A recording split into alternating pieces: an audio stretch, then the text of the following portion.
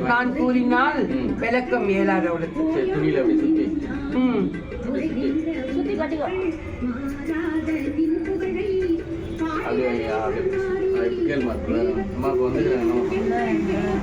அதை என் மகள் பார்த்து உரிப்பாள். அப்பாற்பட்டு எவ்வாறு என்று அழைப்பது என்பதை அவளை அறிந்து கொள். அவள் உனக்கு தெளிவாக உரித்து தருவாள். அதன்படி நடந்தால் உன் மண்ணில் அவன் வசித்துக் கொண்டு இருப்பான். விலகுதா? ஏனென்றால் அவன் மனம் அவ்விடத்தில் அலைப்பாய்ந்து கொண்டிருக்கிறது. அந்த இடத்தில் ஒருவருமே நன்றாகவே அல்ல, கண்ணீரோடு தான் வசித்துக் கொண்டிருக்கார்கள். ஆமல்யா என்று அறிந்து கொள்.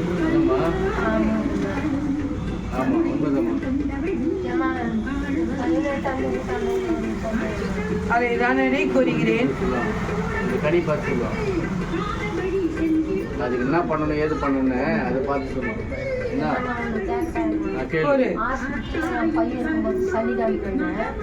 நல்லா இருக்கான், பேசலாம் சாப்பிட்டு நல்லா இருக்கான்.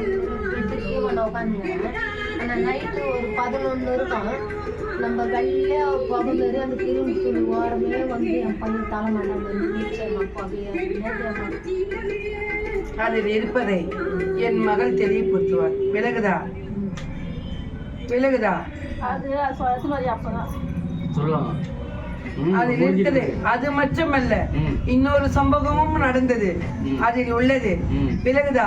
அவன் மனதில் என்ன இருப்பது என்பதை அக்கணில் இருக்கும். அக்கணில் இருப்பதை என் மகள் உரித்து தருவார். விலகுதா? வச்சு போட்டு